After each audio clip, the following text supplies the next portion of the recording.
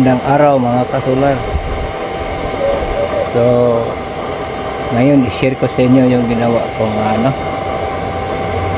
use oil di kalan.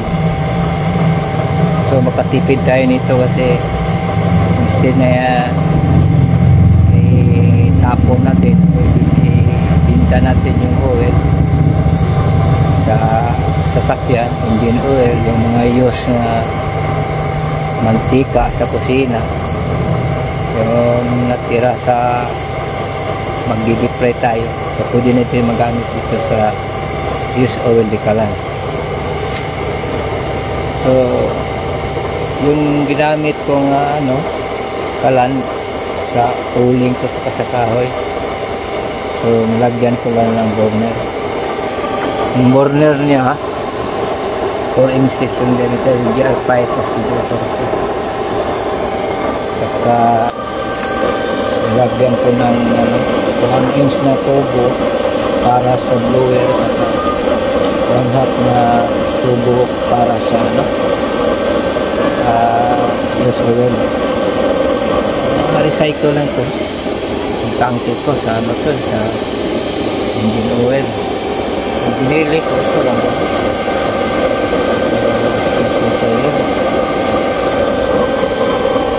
So maganda ito mga kasulat kasi makatipid tayo. Kasi ka-alternative pag naubos na yung natin,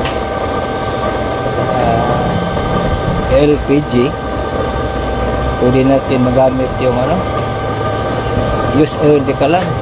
So malaking tipid para sa atin.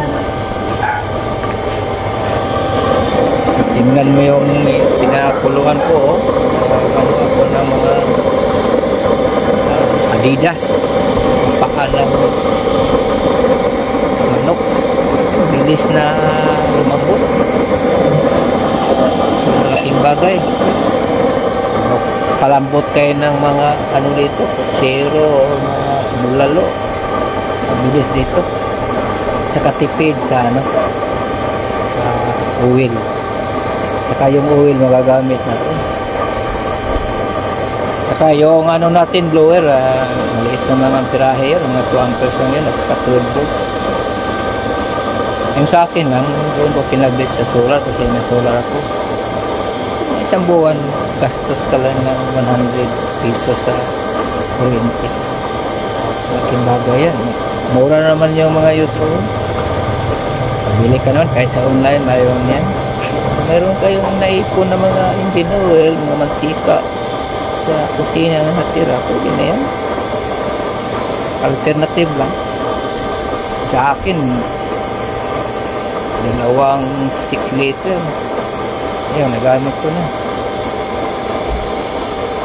Ubusan ng gasol, LPG. So dito na, magkalambot ka, dito ka na. Para tipid sa LPG. LPG ngayon 1,000. Ito pa gagastos ka lang 200 to isang buwan. Kung mag pure ka, use oil di kalan. Sa akin pang alternative lang ito. Bilis, mambot na isang oras. Ngayon ito pwede na pang ulam. So mga kasular, wala yung gawin ninyo. Sayang din yung use oil. Problema pa tayo, saka natin itapon. Kasi maipon, marami kayong sakyan, more than one, dalawa, may motor. Gamitin ninyo lang ito. Dali lang gawin ko. Tubo lang dalawa, saka burner. Butasan nyo. Ayos na.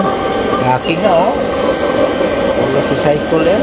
Yung blower ko lang yung pinaka niya, duck niya lang sa nito spring sa mga hose lang yun. Cycle lang din yan. Ginamit yun sa yung pang-label ng pang-labelan sa bahay. Sa galon. Yun lang So So ito lang yung share ko sa inyo. Tagal na rin akong hindi naka-vlog. Meron akong mga bagong solar. Kasi nag-upgrade ako. Makita ko sa inyo sa sunod na vlog ko.